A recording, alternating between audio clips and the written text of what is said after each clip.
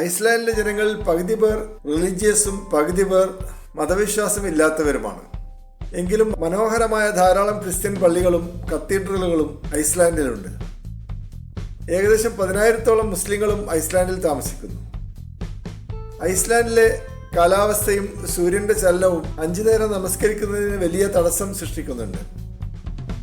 അതുകൊണ്ട് ഐസ്ലാൻഡിലെ മുസ്ലിങ്ങൾ ക്ലോക്കിൽ നോക്കിയാണ് നിസ്കാരത്തിന്റെ സമയം നിശ്ചയിക്കുന്നത്. സൂര്യന്റെ ചലനം നേരിട്ട് ഫോളോ ചെയ്യാതെ ഇസ്ലാമിക ചര്യയിൽ ജീവിക്കുന്ന ഒരു സമൂഹമാണ് ഐസ്ലാൻഡിലെ മുസ്ലിങ്ങൾ. വിചിത്രമായ ഇവരുടെ ജീവിതശൈലി ഖത്തറിലെ അൽ ജസീറ ചാനൽ ഒരു ഡോക്യുമെന്ററിക്ക് വിഷയമാക്കിയിട്ടുണ്ട്.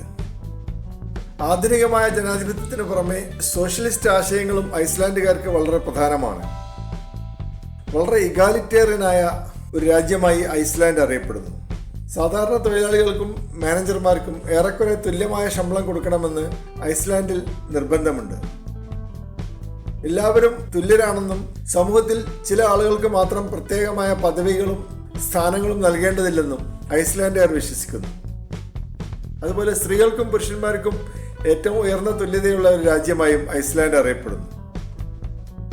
ഐസ്ലാൻഡിലെ സിനിമാ സംവിധായകനായ ഫ്രയോറിക് ഫ്രീറിക്സൺ ഉണ്ടാക്കിയ ചിൽഡ്രൻ ഓഫ് നേച്ചർ എന്ന സിനിമയ്ക്ക് ഓസ്കാർ അവാർഡ് ലഭിച്ചു. അങ്ങനെ കൊച്ചു രാജ്യമായ ഐസ്ലാൻഡിന്റെ സിനിമാ വ്യവസായം ലോകശ്രദ്ധ പിടിച്ചുപറ്റി. പ്രായാധിക്യം മൂലം കൃഷിത്തോട്ടത്തിൽ ജീവിക്കുവാൻ പറ്റാത്ത ഒരു വൃദ്ധൻ പട്ടണത്തിൽ പോയി മകളുടെ കൂടെ താമസിക്കുവാൻ ശ്രമിക്കുന്നത് പരാജയപ്പെടുന്നതാണ് ഈ സിനിമയുടെ ഇതിവൃത്തം. ലോകശ്രദ്ധ പിടിച്ചുപറ്റിയ ഒരു ഐസ്ലാൻഡിക് ഫിലിമാണ് ഇപ്പോൾ ചിൽഡ്രൻ ഓഫ് നേച്ചർ. ലോകത്തിൽ ഏറ്റവും കൂടുതൽ ഇന്റർനെറ്റ് ഉപയോഗിക്കുന്ന രാജ്യമായി ഐസ്ലാൻഡ് അറിയപ്പെടുന്നു. 95% ആളുകൾക്കും ഇന്റർനെറ്റ് കണക്ഷൻ ഉണ്ട്.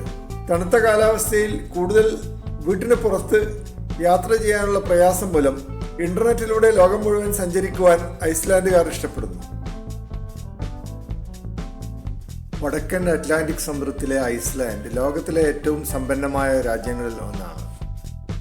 എങ്കിലും സാമ്പത്തിക അഭിവൃദ്ധിക്ക് അനുസരിച്ചുള്ള ജനസംഖ്യയോ ജനത്തിരക്കോ ഇവിടെയില്ല. തണുപ്പ് കൂടിയ കാലാവസ്ഥയായതുകൊണ്ട് കൂടുതൽ ആളുകൾ ഐസ്ലാൻഡിലേക്ക് താമസിക്കുവാൻ വേണ്ടി വരുന്നില്ല. അതുകൊണ്ടാണ് സാമ്പത്തിക സമൃദ്ധി ഉണ്ടായിട്ടും ഇവിടെ വലിയ ജനത്തിരക്കുണ്ടാവാത്തത്. ചൂടുകാലത്ത് പോലും കോട്ടിടാതെ ഐസ്ലാൻഡിൽ നടക്കുവാൻ പറ്റുകയില്ല. 100 വർഷം മുമ്പ് വരെ ഐസ്ലാൻഡ് ഒരു ധനിക രാജ്യമായിരുന്നില്ല. മീൻപിടുത്തവും കൃഷിയും കൊണ്ട് ജീവിച്ചിരുന്ന ഒരു ജനതയായിരുന്നു ഐസ്ലാൻഡിൽ ഉണ്ടായിരുന്നത്. പക്ഷേ മത്സ്യമേഖലയിൽ വ്യാവസായികവൽക്കരണം വരികയും രാജ്യത്തിൻ്റെ ഫൈനാൻസ് സെക്ടർ പരിഷ്കരിക്കുകയും ചെയ്തതോടുകൂടി ഐസ്ലാൻഡ് ഒരു സമ്പന്ന രാജ്യമായി മാറി. ഇപ്പോൾ ലോകത്തിലെ ഏറ്റവും വികസിച്ച രാജ്യങ്ങളുടെ കൂട്ടത്തിലും ഏറ്റവും ഉയർന്ന ജീവിതശൈലിയുള്ള രാജ്യങ്ങളുടെ കൂട്ടത്തിലും ഐസ്ലാൻഡിനെ ഉൾപ്പെടുത്തിയിട്ടുണ്ട്. ബയോടെക്നോളജി, മാനുഫാക്ചറിംഗ് എന്നീ മേഖലകളിൽ ഐസ്ലാൻഡ് മികവ് തെളിയിച്ചിട്ടുണ്ട്. അടുത്ത കാലത്തായി ഐസ്ലാൻഡ് ഉണ്ടാക്കിയ സമ്പത്ത് കൂടുതൽ നീതിപൂർവം സമൂഹത്തിൽ ഡിസ്ട്രിബ്യൂട്ട് ചെയ്തിട്ടുണ്ട്. തൊഴിലാളികൾക്ക് ഉയർന്ന ശമ്പളവും ആനുകൂല്യങ്ങളും കൊടുക്കുന്ന ഒരു സംസ്കാരം ഐസ്ലാൻഡിലുണ്ട്. ഏറ്റവും കൂടുതൽ തൊഴിലാളി യൂണിയനുകളും യൂണിയൻ രാഷ്ട്രീയത്തിൻ്റെ സ്വാധീനവുമുള്ള ഒരു രാജ്യമായി ഐസ്ലാൻഡ് അറിയപ്പെടുന്നു. നോർവേയുടെ ശൈലിയിൽ എല്ലാവർക്കും മികച്ച ആരോഗ്യ പരിരക്ഷയും ഉന്നത വിദ്യാഭ്യാസവും സൗജന്യമായി നൽകുന്ന ഒരു രാജ്യമാണ് ഐസ്ലാൻഡ്.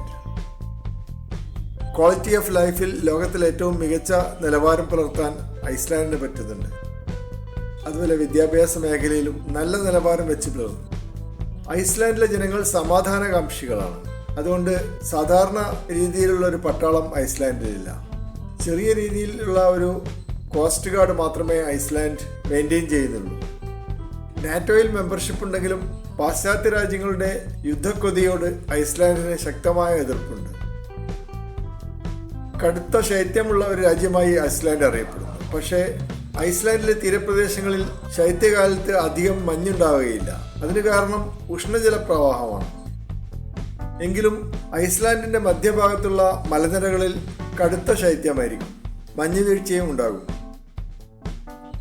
ജനാധിപത്യത്തിൽ ഉയർന്ന വിശ്വാസമുള്ള ആളുകളാണ് ഐസ്ലാൻഡിൽ താമസിക്കുന്നത്.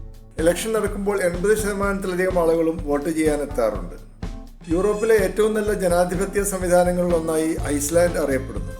യൂറോപ്യൻ യൂണിയനിൽ മെമ്പർഷിപ്പ് എടുക്കുവാൻ ഐസ്ലാൻഡ് ജനങ്ങൾക്ക് താല്പര്യം കുറവാണ്. ഫിഷറീസ് മേഖലയിൽ രാജ്യത്തിനുള്ള ആധിപത്യം യൂറോപ്യൻ യൂണിയനിൽ ചേർന്നാൽ നഷ്ടപ്പെടുമെന്ന ഭയം കൊണ്ടാണ് അവർ ഇപ്പോഴും ആ സംഘടനയിൽ ചേരുവാൻ മടിച്ചു നിൽക്കുന്നത്.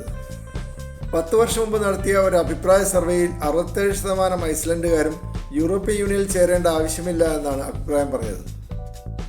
അടുത്ത കാലത്തായി ടൂറിസ്റ്റ് മേഖലയിലും അറിയപ്പെടുന്ന ഒരു രാജ്യമായി ഐസ്ലാൻഡ് മാറിയിട്ടുണ്ട്. ഒരു വർഷം 11 ലക്ഷം ടൂറിസ്റ്റുകൾ ഐസ്ലാൻഡ് കാണുവാൻ വരുന്നു. 4 ലക്ഷത്തോളം ജനങ്ങൾ മാത്രം താമസിക്കുന്ന ഒരു രാജ്യത്തിൽ 11 ലക്ഷം ടൂറിസ്റ്റുകൾ വരുന്നത് അസ്വാഭാവികമാണ്. ഐസ്ലാൻഡിലെ പ്രകൃതി ഭംഗിയാണ് ഇത്രയധികം ടൂറിസ്റ്റുകളെ ഈ രാജ്യത്തിലേക്ക് ആകർഷിക്കുന്നത്. ഐസ്ലാൻഡിലെ ഗ്രാമപ്രദേശങ്ങൾ പിക്ചർ പോസ്റ്റ് കാർഡ് ബ്യൂട്ടിയുള്ള മനോഹരമായ ഒരു കാഴ്ചയാണ്. ധാരാളം ഉരുളക്കിഴങ്ങും പാലും പാലുൽപ്പന്നങ്ങളും ഐസ്ലാൻഡിലെ ഗ്രാമീണർ ഉൽപ്പാദിപ്പിക്കുന്നു.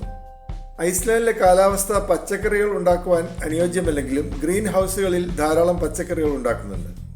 ആട് വളർത്തലും വളരെ വ്യാപകമാണ്. അതിസമ്പന്ന രാജ്യമായതുകൊണ്ട് ഐസ്ലാൻഡിൽ കാറുകളുടെ എണ്ണം വളരെ കൂടുതലാണ്. ഓരോ വീട്ടിലും 2-3 കാറുകളുണ്ട്. കൂടുതൽ ആളുകളും യാത്ര ചെയ്യുവാൻ കാറുകളെ തന്നെയാണ് ആശ്രയിക്കുന്നത്. തീവണ്ടി യാത്രാ സൗകര്യം ഈ രാജ്യത്തിൽ ഇല്ല. ഐസ്ലാൻഡിൽ ഏറ്റവും മികച്ച കാലാവസ്ഥയുള്ളത് തലസ്ഥാനമായ റെയ്ക്യവിക്കിനും ചുറ്റുഭാഗത്തുമാണ്.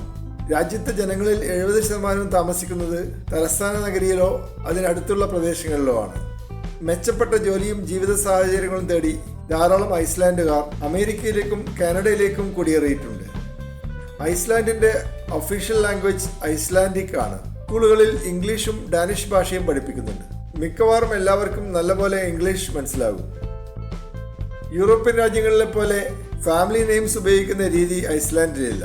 കുട്ടികൾ പേരെഴുതുമ്പോൾ അച്ഛൻ്റെ പേര് അല്ലെങ്കിൽ അമ്മയുടെ പേര് സർനെയിമായി ചേർക്കുന്ന രീതിയാണ് ഐസ്ലാൻഡിലുള്ളത്.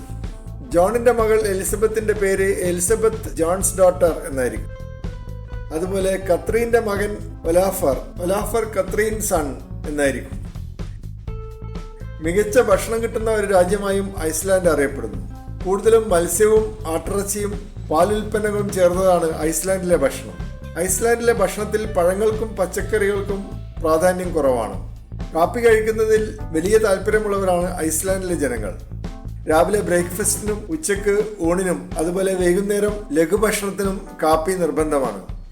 അതുപോലെ കൊക്കക്കോള കുടിക്കുന്നതിനും വലിയ താല്പര്യമുള്ളവരാണ് ഐസ്ലാൻഡിലെ ജനങ്ങൾ. ആളോഹരി കൊക്കക്കോള ഉപയോഗം ഏറ്റവും കൂടുതലുള്ള രാജ്യമായി ഐസ്ലാൻഡ് അറിയപ്പെടുന്നു. ഐസ്ലാൻഡിന്റെ തലസ്ഥാനമായ റെയ്ക്യവിക്കിൽ ഓസ്റ്റർ ഇന്ത്യ ജലാജിയോ എന്ന പേരിൽ ഒരു ഇന്ത്യൻ റെസ്റ്റോറന്റ് തുടങ്ങിയിട്ടുണ്ട്. അതുപോലെ മൈറുൻ മാത്തൂസ് റെസ്റ്റോറന്റ് എയർപോർട്ടിനടുത്തുള്ള ബസ് സ്റ്റേഷനിൽ ചിലവ് ചുരുങ്ങിയ ഭക്ഷണം കൊടുക്കുന്ന ഒരു റെസ്റ്റോറൻ്റാണ്. Fish company restaurant tourist information സെന്ററിന്റെ അടുത്താണ്. തുറമുഖത്തിനകത്തുള്ള ഒരു പഴയ മരക്കമ്പനി പരിഷ്കരിച്ചിട്ടാണ് ഈ റെസ്റ്റോറന്റ് ഉണ്ടാക്കിയിട്ടുള്ളത്.